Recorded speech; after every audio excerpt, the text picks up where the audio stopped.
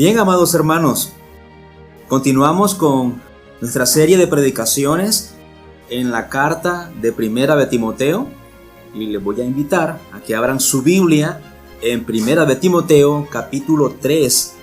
Vamos a leer del versículo 1 hasta el versículo número 7.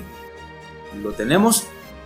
Dice así la palabra del Señor de la siguiente manera: Palabra fiel es esta: si alguno aspira al cargo de obispo, buena obra desea hacer.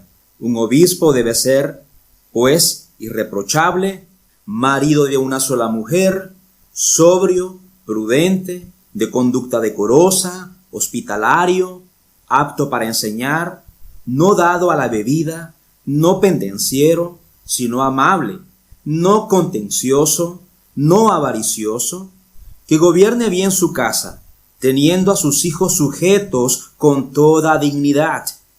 Pues si un hombre no sabe cómo gobernar su propia casa, ¿cómo podrá cuidar de la iglesia de Dios?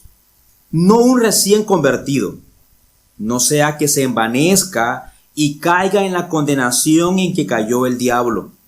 Debe gozar también de una buena reputación entre los de afuera de la iglesia, para que no caiga en descrédito y en el lazo del diablo.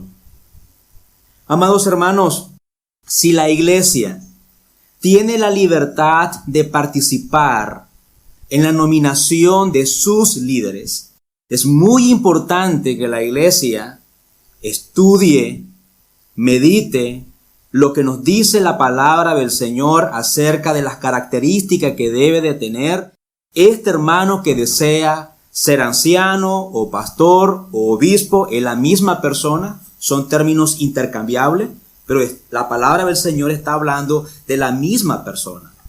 Normalmente en las iglesias no se habla acerca de esto.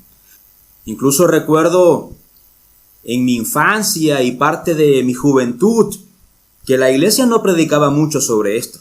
Solamente cuando había una ordenación pastoral o de un diácono, entonces los pastores comenzaban a buscar esa lectura bíblica.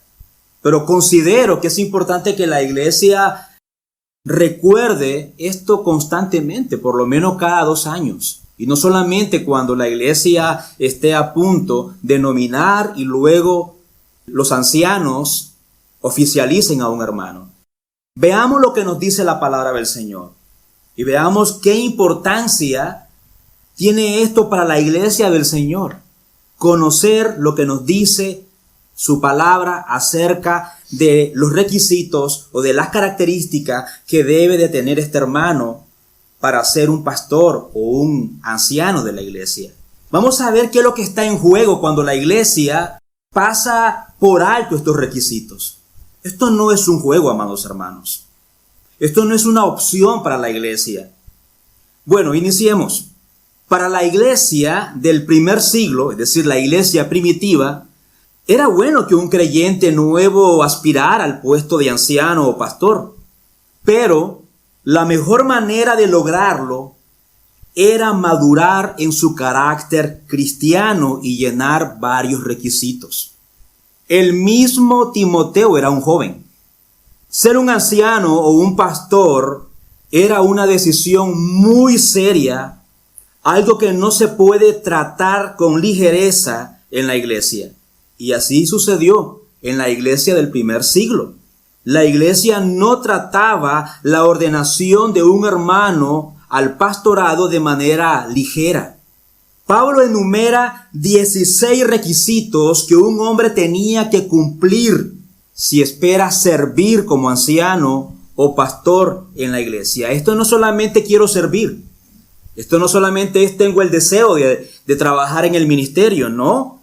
La palabra del Señor, inspirada por el Espíritu Santo, enumera 16 requisitos que alguien, este hombre, este oficial, tiene que cumplir si desea, si espera servir como anciano.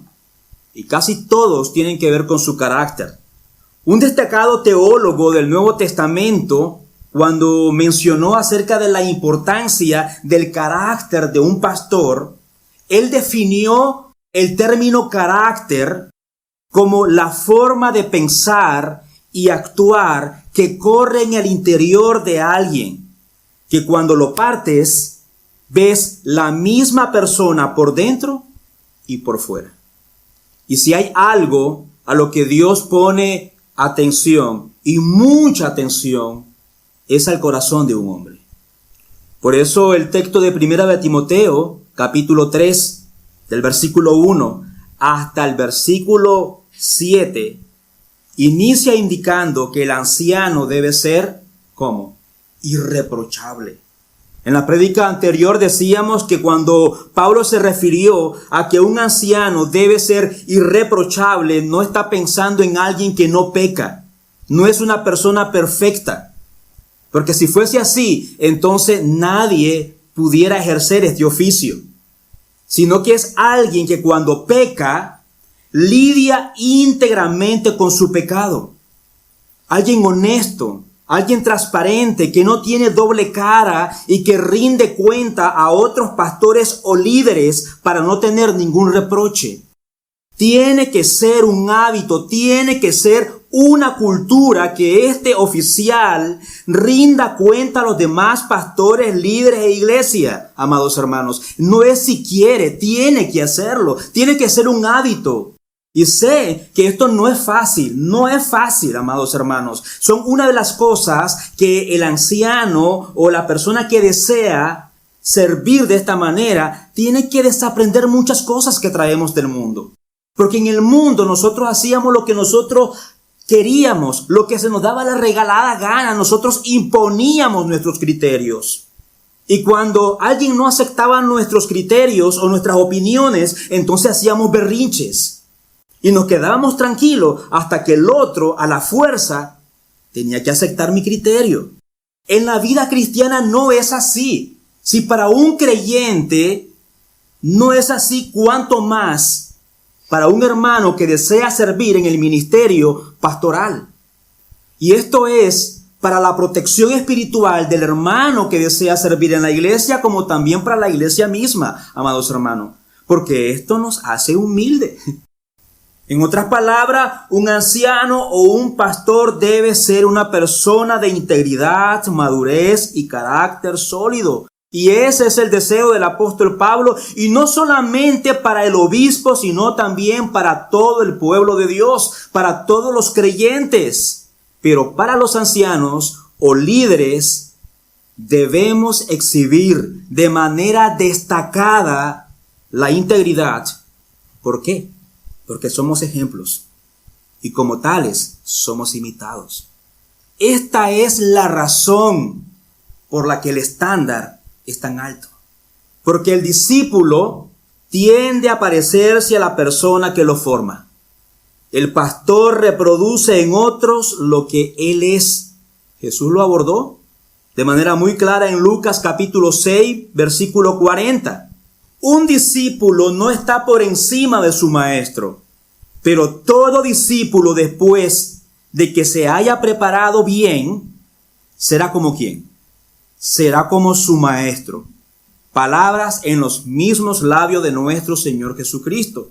Como ancianos o pastores debemos tener esto muy presente durante toda nuestra vida ministerial. Tenemos que pedirle al Señor que nos ayude a recordar esto como ancianos y pastores. Este versículo que nosotros acabamos de leer nos muestra la verdadera esencia y naturaleza del llamado pastoral. El resto del pasaje de 1 de Timoteo capítulo 3 aborda áreas donde el anciano debe ser irreprochable. Así que veremos las demás áreas donde el anciano o pastor debe ser intachable. Pero antes quisiera compartir la idea principal del sermón, y es la misma de la prédica anterior, porque esa es la idea central de todo ese pasaje, del versículo 1 hasta el versículo 7, es la misma idea. Por eso yo no he redactado otra idea principal para el sermón, y siempre deseo que esta idea sea la que quede en su mente, amado hermano, al terminar este sermón y el sermón que también estaré trayendo el próximo domingo. ¿Y cuál es la idea principal? ser pastor o anciano es una tarea noble, pero requiere un alto nivel de exigencia para quienes desean asumirla. Este deseo de ser pastor conlleva la necesidad, según las Escrituras, de ser irreprochable. Y esto lo vamos a ver en este momento. Y al final del sermón miraremos algunas aplicaciones. En primer lugar, el énfasis en 1 de Timoteo capítulo 3 versículo 2, y tenga su Biblia abierta, habla que el anciano debe ser marido de una sola mujer. Y esto se relaciona directamente con la fidelidad del esposo a su esposa. Esta fidelidad debe reflejar la unidad de Cristo con su iglesia. Este matrimonio del anciano, el matrimonio del pastor, debe ser una ilustración viva de lo que implica vivir el evangelio. Y también sirve de ejemplo a la iglesia y no de tropiezo. Tenemos que rogar al Señor que nos ayude a poder cumplir muy bien, a cabalidad, con este primer requisito. ¿Por qué? ¿Qué es lo que está en juego en el matrimonio de un pastor y en todo matrimonio? No solamente en el matrimonio del pastor o del anciano, sino en todo matrimonio dentro de la iglesia. ¿Qué es lo que está en juego? El evangelio, amados hermanos. Esto es lo que está en juego, es el evangelio. Si el anciano, el pastor, no tiene una buena relación con su esposa, debe ser su prioridad arreglar este asunto, porque esa es su máxima oportunidad de demostrar el evangelio. Amado hermano, tu matrimonio es importante para el evangelio, para el pueblo de Dios y especialmente para los matrimonios de aquellos a quienes nosotros vamos a aconsejar o vamos a pastorear. Uno de los requisitos que Pablo menciona para ser anciano es que debe ser un hombre de una sola mujer y un líder en el hogar. Eso nos dice en el capítulo 3, versículo 2 hasta el versículo número 5.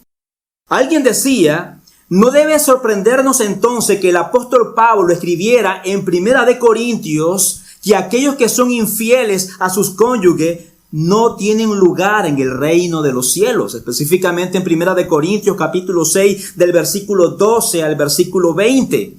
Sin embargo, este texto no significa que la infidelidad sexual sea un pecado imperdonable. Lo que sí significa es que es absolutamente serio y que afecta el corazón del evangelio. Implica que la única forma de salir de ahí es a través de un arrepentimiento genuino, tangible y expresado en una vida transformada. Y por supuesto, no quiero dejar pasar esto, y por supuesto, este requisito descalifica al que no es fiel a su esposa. Amada iglesia, amados hermanos, la iglesia necesita líderes o ancianos que sean modelos para los demás. Irreprensible, sí, irreprensible en todos los aspectos de su vida. Algunos comentaristas dicen que la expresión marido de una sola mujer en el griego no describe tanto el trasfondo matrimonial del hombre, sino su carácter, cómo se comporta con su esposa, cómo es su actitud. Es decir, un anciano o un pastor debe ser dedicado a una mujer, y esa mujer es su esposa. Su matrimonio debe ser estable, leal a su esposa. En palabra, hecho y pensamiento está bien atado. Su vida sentimental está controlada, no por el vino, sino que está controlada por el Espíritu Santo del Señor. Por otro lado, el texto también habla de que el anciano debe ser sobrio. ¿No es así? Así nos dice el texto. Marido de una sola mujer, pero también debe ser sobrio. La palabra en el original implica sin vino, alguien que evita los excesos. Tiene que ser equilibrado.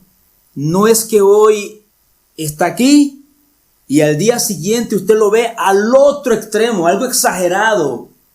No, es una persona equilibrada. Un hombre con una mente sobria. Está libre de toda forma de exceso o pasión. Alguien sobrio es una persona balanceada, moderada, calmada, cuidadosa, estable. Todo esto forma parte de ser un anciano sobrio y moderado. El pastor debe de mantener control de su razón. Debe estar alerta de las cosas que ocurren a su alrededor. Pero también debe ser balanceado en su forma de evaluar. El anciano es una persona vigilante. No es indiferente con los hermanos. No, se da cuenta de las necesidades espirituales de los hermanos. Y como se da cuenta de las necesidades espirituales de sus hermanos, advierte de los peligros espirituales también. Advierte. Oye, tengan cuidado con esto. El siguiente requisito también para ser un anciano o un pastor, y que la iglesia tiene que también ser muy cuidadosa de ver si esta persona llena este requisito, es ser prudente. Marido de una sola mujer, sobrio, ¿y qué viene luego? Prudente. Eso es lo que establece la palabra del Señor. Implica a alguien disciplinado, serio. No es una persona que es vista como un payaso. Los pastores no somos payasos, pero tampoco venimos con la cara larga y amarga como un limón. No somos frívolos. No es alguien que se sube al púlpito y comparte con ligereza las cosas y pasa la mayor parte del tiempo haciendo reír a la audiencia.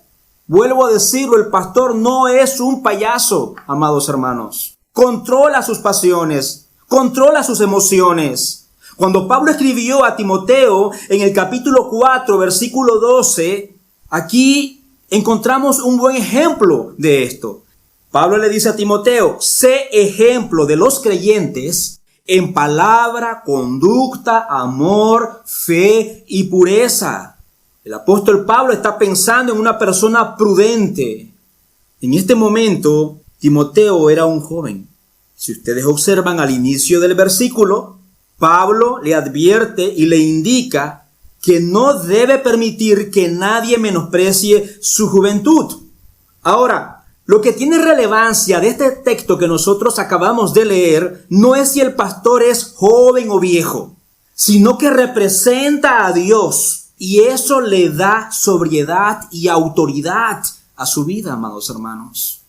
Si este hermano no quiere cambiar esos comportamientos que tiene y prefiere comportarse siempre como una persona inmadura, como un adolescente, como una persona imprudente, antes que comportarse como un representante de Dios, entonces se le tiene que decir que no debe ser todavía pastor. Le falta todavía hacer algunos ajustes, madurar.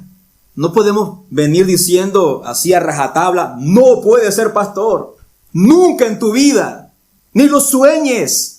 Tiene que hacer algunos ajustes. Nuestro texto nos continúa diciendo que un obispo debe ser, pues, irreprochable, marido de una sola mujer, sobrio, prudente, y luego ¿qué viene? De conducta decorosa. En cuanto a conducta decorosa, hemos leído ya ese texto en primera de Timoteo, capítulo 4, versículo 12. Tenemos un buen ejemplo de lo que implica una conducta decorosa. Sé ejemplo de los creyentes en palabra, conducta, amor, fe y pureza. Pregunto, ¿en qué debía Timoteo ser ejemplo? Y cualquiera que desee ser anciano o pastor debe ser ejemplo en su manera de hablar. Es decir, cuida sus palabras. No es áspero ni grosero en sus modales. Es un ejemplo en amor. Cuida sus sentimientos. Y ahí tenemos a veces muchas luchas, amados hermanos. Lo confieso. Lo que nos sostiene es la gracia del Señor. Y también esa relación que debemos de fortalecer con el Señor por medio de la oración, la lectura y la meditación de la palabra. Tenemos que siempre estar ahí profundizando. Tenemos que tener hermanos también muy sinceros a nuestro lado, que cuiden de nosotros, donde nosotros también podamos rendir cuenta y este hermano va a decirme qué cosa tengo que mejorar. Es un hombre que tiene un sentido de tacto. No es grosero, no es brusco. Es una persona que tiene un sentido de tacto. El anciano está llamado a tener esta conducta decorosa. Es un ejemplo en pureza, que tiene que ver también con lo que he dicho anteriormente. Cuida lo que piensa. Un anciano también debe ser hospitalario. Eso nos dice la palabra del Señor. La palabra hospitalario es una palabra compuesta en el original, que literalmente significa el amor a extraños, el amor a forasteros. Eso significa hospitalario. Esta palabra describe a la persona que está dispuesta a compartir sus bendiciones, las comodidades de su casa y su mesa con los demás, aun cuando no sean sus amigos íntimos, aun cuando no es el favorito de mi lista. Iglesia, este principio, al igual que los demás, si ustedes observan y meditan en los requisitos que hemos analizado, se aplica no solamente a aquellos que desean ser ancianos o pastor, sino a cada creyente. También este es un llamado que tiene cada creyente de ser hospitalario. Independientemente si es o no es un pastor o un anciano, todo creyente está llamado a ser generoso. Amén. A preocuparse por llenar las necesidades de su prójimo, ya sea en lo social, emocional o espiritual. Y por supuesto, también si ese hermano tiene necesidades materiales, ahí estamos presentes. En el Antiguo Testamento esto era fácil, el ser hospitalario. Hoy día, lamentablemente, esto ha cambiado bastante. Y la iglesia también ha sido afectada también con esta actitud individualista. En el pasado, ir de viaje y llegar a un pueblo, la costumbre, el hábito, era detenerse en un lugar, tocar la puerta y pedir posada. Hoy en día podemos hacer esto, ¿verdad que no? Pero podemos mostrar hospitalidad con nuestros hermanos. Amén. Con los hermanos de nuestra iglesia, con aquellos hermanos que nos visitan. Esto debe ser una característica de un cristiano transformado, amados hermanos. Roguemos al Señor que nos ayude. Y si tenemos una lucha en este requisito, porque esto no solamente se aplica a aquellos que quieren ser ancianos, sino para todo creyente, pidámosle perdón al Señor. Vengamos delante de Él, Señor, ayúdame, Padre, a poder ser obediente en esto que tú demandas de tus hijos. Tú sabes que he sido descuidado en esta área. Incluso, Señor, tú lo sabes, porque delante de ti no hay nada oculto.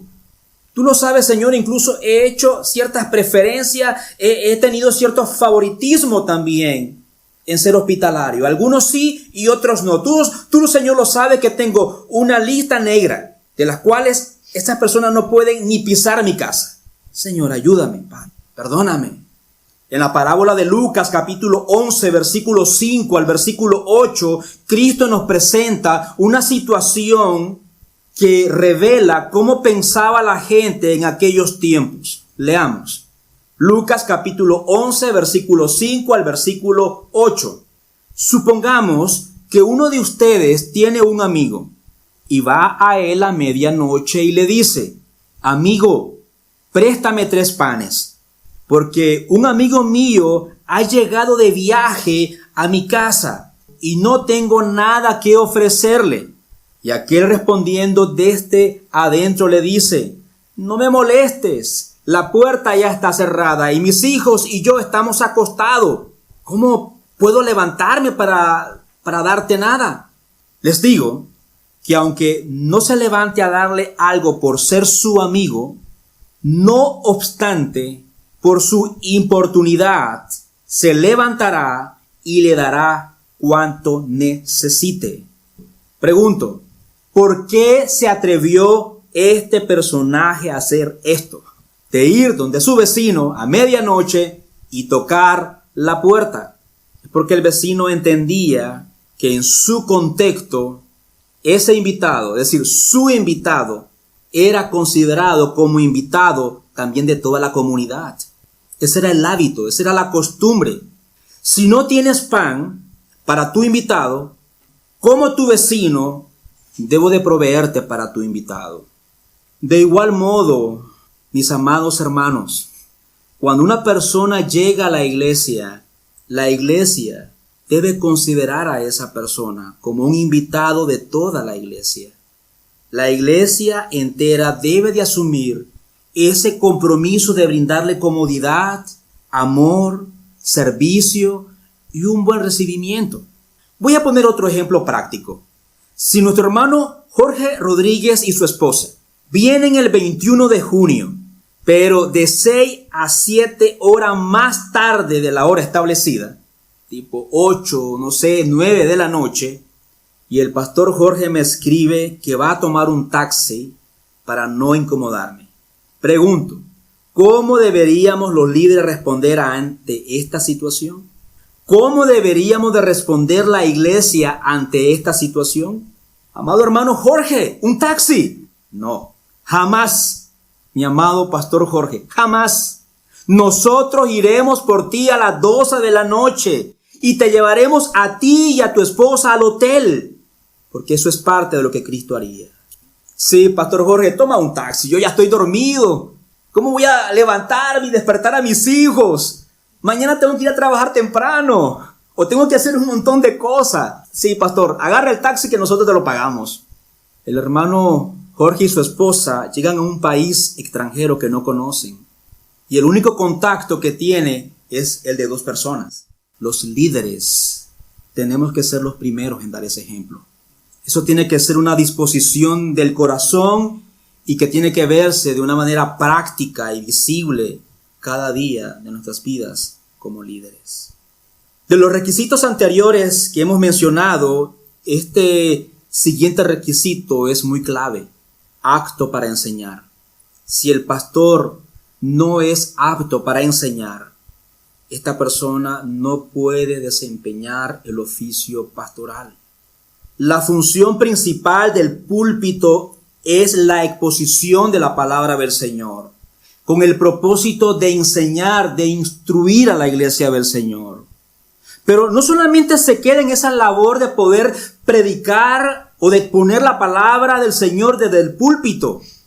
Este anciano tiene que estar apto para enseñar, no solamente para predicar desde el púlpito, sino porque en muchas ocasiones él tiene que enseñar en los hogares también. Él tiene que dar un consejo de la palabra del Señor.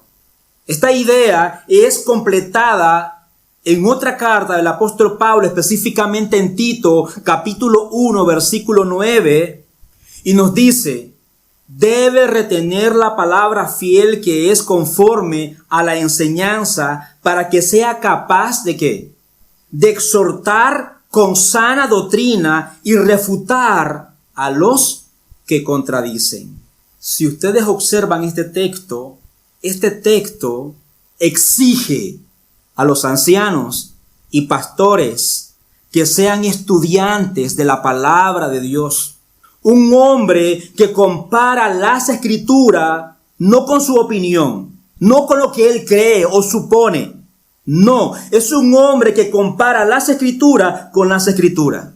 Si yo comparo las escrituras con las escrituras, y esto es así se queda, amados hermanos. No es que yo comparo las escrituras con lo que yo considero que creo que significa eso. El anciano debe ser conocedor de la palabra, hablar la verdad con convicción y comunicarla o expresarla con poder, con autoridad. No es cualquier palabra, es la palabra del Señor.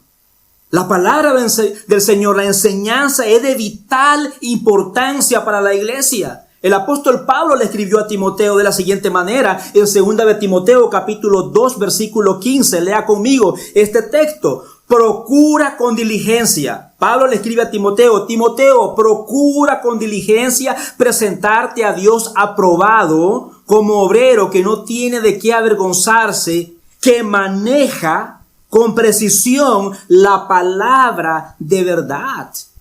La palabra precisión, ¿la ubican en ese texto? En el original implica cortar derecho. Este hombre no se desvía para la derecha ni tampoco para la izquierda. Este anciano o pastor no tergiversa el contenido del texto. y que al enseñarlo, al predicarlo, lo hace tan apegado al texto como le sea posible, con precisión. El pastor o oficial que desee ser pastor debe recordar que cuando predica se encuentra ante un texto, un pasaje que representa la mente de Dios. No podemos tomarlo con ligereza. Me da escalofrío cuando veo esas actitudes de tomar con ligereza la palabra del Señor, de querer imponer mis criterios. Y esto nos obliga a que empleemos muchas veces, muchas horas, con el fin de garantizar que prediquemos lo que el texto bíblico señala. Y creo que a todos nos ha ocurrido, no solamente a los ancianos o a los pastores o a los predicadores. A mí en lo personal me sigue ocurriendo que hemos leído un texto y yo creo entender ese texto, y cuando lo leo, lo estudio, profundizo y tengo un mejor entendimiento de ese texto, me percato que el texto no está hablando lo que yo había interpretado. Esto hace que nos detengamos y que nos esforcemos por estudiar con más profundidad y cuidado su palabra. Este es un requisito de los ancianos y de los pastores. La iglesia lo tiene que ver de manera palpable, observable. Aplicaciones. Querida iglesia, el apóstol Pablo nos da una lista de requisitos. Mencioné que eran ¿cuántos? 16. Para todos aquellos que desean ser ancianos o pastores. Sin embargo, estas cualidades no son exclusivas para los líderes. Si ustedes observan muy bien.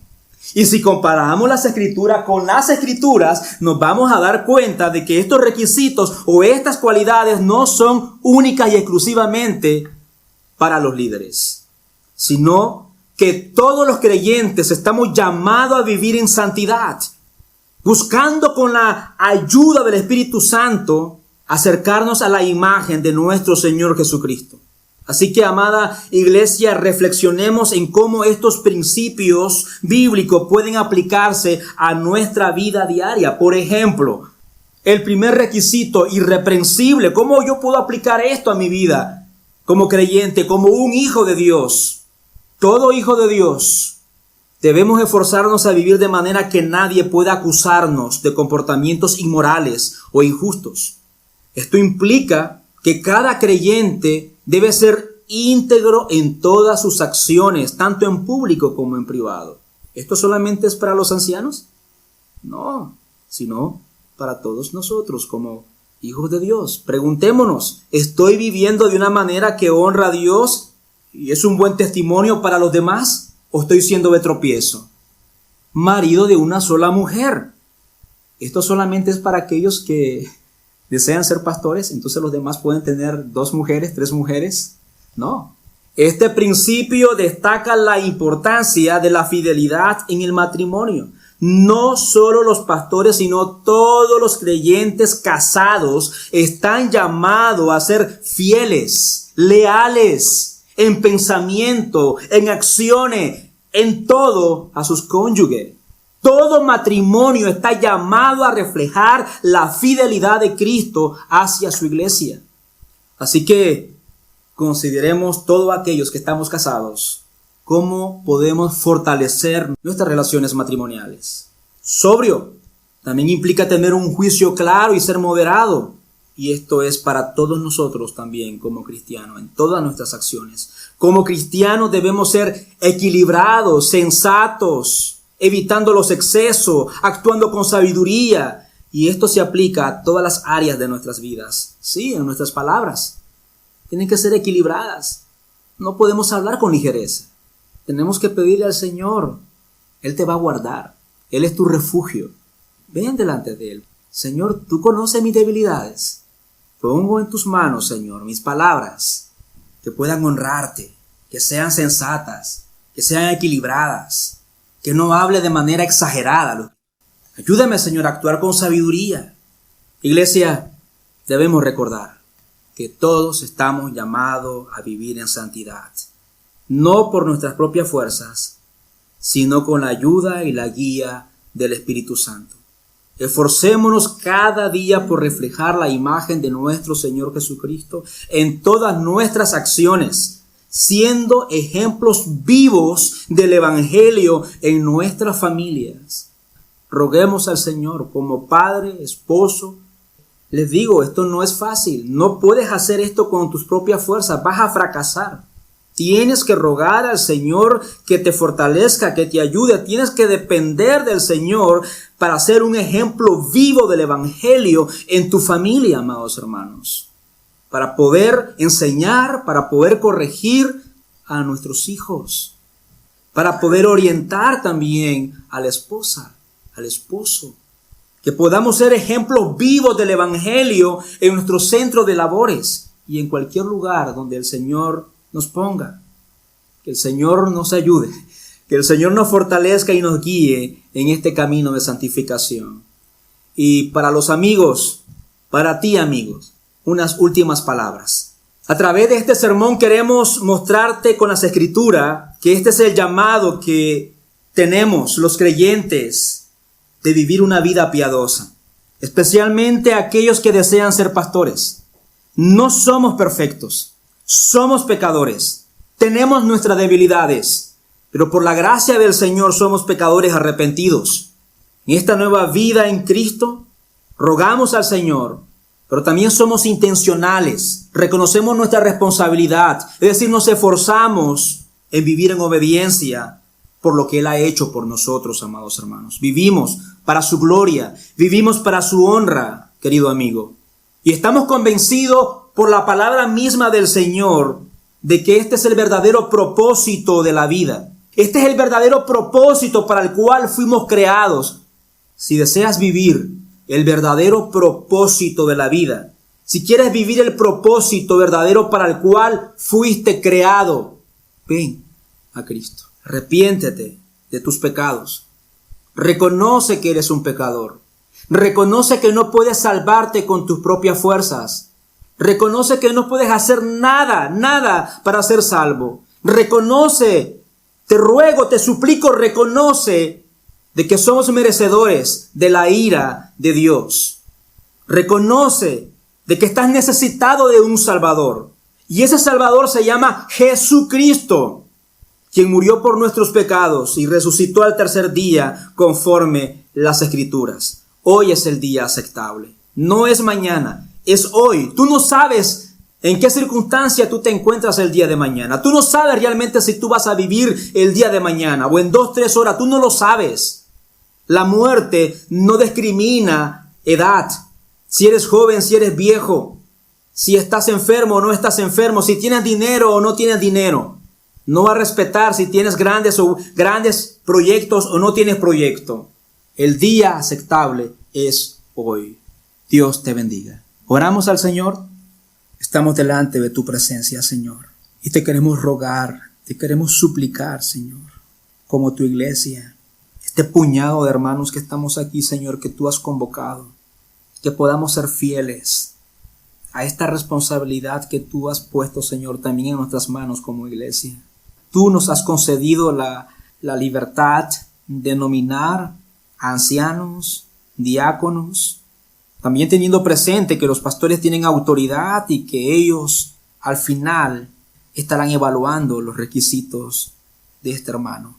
Y es aquí, Señor, donde nosotros queremos suplicarte que nos ayudes a ser obediente. Por favor, Señor, a no ser descuidado en esta área, porque sabemos cuáles son las consecuencias, porque sabemos que lo que está en juego aquí y es tu evangelio, Señor. Pero también, Padre eterno, ayúdanos a tener presente que todos estos requisitos, que todas estas características que son demandadas para este varón, no es algo extraordinario, Señor, sino que también es lo mismo que tú estás pidiéndole a cada creyente, a cada hijo tuyo, Señor. Y por eso también te pedimos que nos ayudes, Padre, a vivir conforme tu escritura, Señor. Ayúdanos, Padre eterno. Ayúdanos, por favor. Te necesitamos. Gracias por traer convicción de pecado, Señor. Gracias por exhortarnos por medio de tu palabra. Gracias, Señor, porque tú estás comprometido, Señor, contigo mismo, de formar la imagen de nuestro Señor Jesucristo en nosotros. Gracias por cada circunstancia, Señor, que tú permites. Bendice, Señor, a tu iglesia. También, Señor, te suplicamos por aquellos hermanos que no estuvieron el día de hoy. A donde quiera que estén, Señor, te pido que los guardes y los bendiga. En el nombre de tu Hijo amado Jesús, oramos.